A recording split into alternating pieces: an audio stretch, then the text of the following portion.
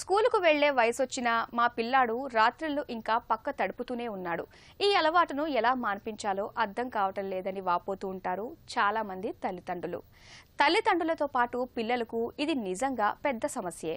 వయసుతో పాటు చాలా మంది పిల్లలకు మూత్ర విసర్జనపై అదుపు వచ్చేసినా కొంతమందిలో 5-6 ఏళ్ల వయసు వరకు ఈ అలవాటు కొనసాగుతూనే ఉంటుంది. పిల్లల్లో పక్క తడిపే అలవాటును మాన్పించేందుకు ఏం చేయాలో, ఎలాంటి జాగ్రత్తలు తీసుకోవాలో డాక్టర్ని అడిగి ఇప్పుడు తెలుసుకుందాం.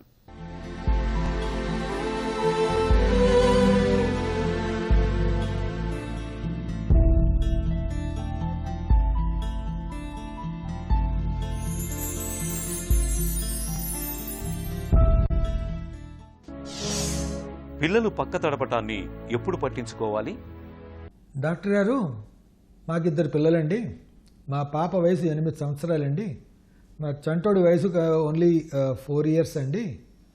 ఇద్దరిని బాగా చూసుకుంటామండి. కానీ ఈ పెద్ద పాప ఇప్పటికీ పక్క తడిపిస్తూ ఉంటుందండి. రాత్రులు 2 సార్లు పోసేస్తూ ఉంటుంది. పోసేస్తుంది, మొత్తం తడిచిపోతుంది. కానీ పిల్ల పడుకొని దాంట్లోనే నిద్రపోతూ ఉంటుంది. నా చిన్నపిల్లడు చూడండి ఎంత హ్యాపీగా, వాడు రాత్రి అసలు పోయాడు, వచ్చినా కానీ లేచి పోసేస్తాడు.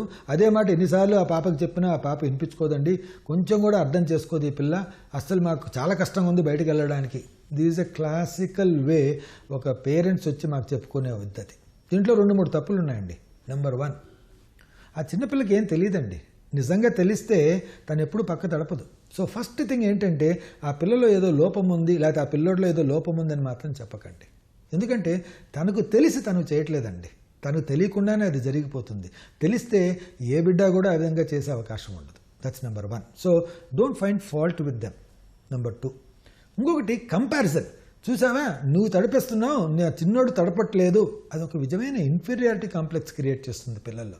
So please don't treat them in that. అది ఒక్క విషయం. ఈ 2 విషయాలు చాలా చాలా చాలా ఇంపార్టెంట్. 5-6 ఏళ్లు దాటినా పక్క తడపటానికి కారణాలేంటి?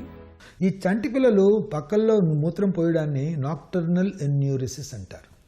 ప్రతి బిడ్డ పుట్టినప్పుడు తను ఏం చేస్తున్నాడో తనకు తెలియదు. బ్లాడర్ దాని పని చేసేసుకుంటా ఉంది, మూత్రం పోసేస్తూ ఉంటుంది. రెక్టం దాని పని చేసేసుకుంటుంది, మోషన్ పాస్ చేసేస్తూ ఉంటుంది. కొన్ని రోజులకి ఆ బిడ్డ ఫస్ట్ ఈ మోషన్ పాస్ చేయకుండా ఉండడం, చెప్పినప్పుడు పాస్ చేయడం, లేకపోతే ఒక పర్టికులర్ ప్లేస్లో పాస్ చేయడం అనేది నేర్చుకోవడం జరుగుతుంది. దాని తర్వాత పగలు మూత్రం పోయకుండా ఆపుకోవడం, దాని తర్వాత బాత్రూంలో వెళ్ళి పాస్ చేయడం, రాత్రులు మాత్రం పాస్ చేయడం కొన్ని రోజుల వరకు, దాని తర్వాత రాత్రులు కూడా పోయకుండా ఆపుకోవడం అనేది జరుగుతుంది. ఇది ఫేజెస్గా నేర్చుకోవడం జరుగుతుంది. కొంతమంది పిల్లల్లో ఈ నేర్చుకోవడం అనేది సరిగా జరగకపోవచ్చు. 199% పిల్లల్లో ఇది బై డిఫాల్ట్ మనం చెప్పిన దాని వల్లనో, ఇంట్లో ఉన్న వాళ్ళ వల్ల ప్రోద్బలం వల్లనో ఇది నేర్చేసుకుంటూ ఉంటారు. కానీ కొంతమంది పిల్లలు ఇది నేర్చుకోలేకపోవచ్చు. ఎస్పెషల్లీ కొంతమంది డీప్ స్లీపర్స్ ఉంటారండి. అంటే వాళ్ళ డెప్త్ ఆఫ్ స్లీప్, రాత్రి పడుకున్నప్పుడు చాలా డీప్గా స్లీప్ అవుతుంది. వాళ్ళు నిద్ర పక్కన బాంబు పడ్డా, వాళ్ళని లేపినా చాలా కష్టంగా లేస్తారు. పక్కంతా తడిపేసుకుంటారు, దాంట్లోనే నిద్రపోతూ ఉంటారు, కానీ లేయడం జరగదు. So their depth of sleep is very very high. యూజువల్గా ఈ డెప్త్ ఆఫ్ స్లీప్ అందరి పిల్లల్లోనే ఎక్కువగా ఉంటుంది మొదట. దాని తర్వాత స్లోగా అది తగ్గిపోతూ వస్తుందన్నమాట. 9-10 ఏళ్ల వయసు వచ్చేసరికి ఆ డెప్త్ అడల్ట్స్ లాగానే ఉంటుంది. అంటే అంత గాఢ నిద్రలో పోకుండా కొంచెం తేలిగ్గానే లేచి వెళ్ళేటట్టు వాళ్ళు చేసుకోగలడం జరుగుతుంది. కానీ ఏ పిల్లల్లో అయితే ఈ డెప్త్ ఆఫ్ స్లీప్ మారకుండా చాలా డెప్త్లోనే ఉండిపోతుందో వాళ్ళల్లో ఈ విధంగా యూరిన్ పాస్ చేయడం అనేది జరుగుతుంది. సో అది వారి తప్పు కాదు, అది వారి చేతిలో లేని పని. ఇటువంటి వాళ్ళలో ఇదేంటి ప్రాబ్లం అని అనుకోకుండా వాళ్ళకి నేర్పించడం అనేది ఎక్కువగా చేయాలండి.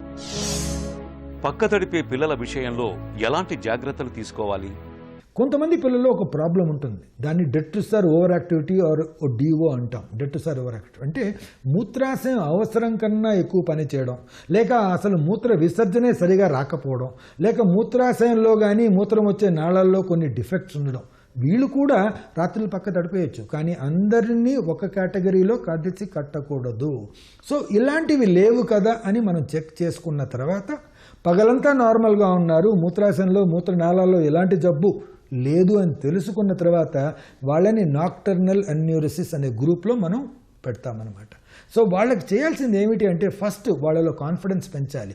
నీ తప్పు కాదు నాన్న, ఇది ఈ విధంగా జరుగుతుంది, నువ్వు దాన్ని అధిగమించాలి అని వారి కాన్ఫిడెన్స్ చేయించాలి. నెంబర్ 2, ఎవరితో కంపేర్ చేయకండి. ఏ బిడ్డ అయినా వాడి సాటి, అంతేగాని ఇంకోరిని కంపేర్ చేయడం అనేది జరగకూడదు. నెంబర్ 3, పడుకున్న తర్వాత టైమ్డ్ వాయిడింగ్ అనేది చేస్తాం. అంటే 9 గంటలకు పడుకున్నారంటే కరెక్ట్గా 2 గంటలైన తర్వాత 11 గంటలకు లేపి మూత్రం పోయించడం, మళ్ళీ 1 గంటకి లేపి మూత్రం పోయించడం, దాని తర్వాత అవసరం రాదు. మామూలుగా ఇలా చేసిన దానివల్ల 1, 2, 3 నెలలలో వాళ్ళు దాన్ని ఓవర్కమ్ చేయడం జరుగుతూ ఉంటుంది. పిల్లలకు టాయిలెట్ శిక్షణ ఎలా ఉండాలి? తనకు ఒక అలారం ఇచ్చి, అలారంతో నువ్వు లేస్తే నీకు రేపొద్దున ఒక చాక్లెట్ వస్తుంది, లేకపోతే ఇలా చేసిన దానివల్ల నీకు ఇది కొనిస్తాను, ఏదో ఒక విధమైన ప్రోద్బలం ఇవ్వాలి వాళ్ళకి. సో అదొక విషయము. దాని తర్వాత ఈ హెల్ప్ చేయడం అనేది మిగతా వాళ్ళ చేత సపోర్ట్, అందరూ తను చెప్పు చేస్తుంది అని చెప్పించకుండా you are doing a good job, నువ్వు చాలా బాగా చేస్తున్నావు, చాలా బాగా నేర్చుకుంటున్నావు, ఆ ప్రోద్బలం వల్ల చాలామంది ఒక 6 నెలల నుంచి 1 ఇయర్ లోపల ఈ విధంగా కాకుండా చేయడం జరుగుతుందన్నమాట. సో మోస్ట్ ఇంపార్టెంట్ థింగ్ ఏమిటి అంటే పేరెంటల్ సపోర్ట్. ఈ పేరెంట్స్ అన్న వాళ్ళు ఆ సపోర్ట్ చేసి దాన్ని లీడ్గా తీసుకోవాలి, నేర్పించడానికి పూనుకోవాలి. ఒక 2 రోజులు తన నిద్రని మానుకోవాల్సిన అవసరం కూడా రావచ్చు. సో 2 సార్లు లేచి ఆ పాప చేతనో ఆ పిల్లాడి చేతనో లేచి పూయించడం అనేది జరగాలి. కానీ ఇలా చేసే ముందు లోపల ఎలాంటి ప్రాబ్లం లేదు, తను డెట్రసార్ ఓవర్ యాక్టివిటీ అనే జబ్బుకైతే లోను కాలేదు అని తెలుసుకున్న తర్వాత, అంటే ఒక యూరాలజిస్ట్ని సంప్రదించిన తర్వాత ఇది చేయడం అనేది జరగాలి. అలా జరిగినప్పుడే వీళ్ళు ఈ నాక్టర్నల్ ఎన్యూరిసిస్ నుంచి బయటపడిపోవడం అనేది జరుగుతుంది.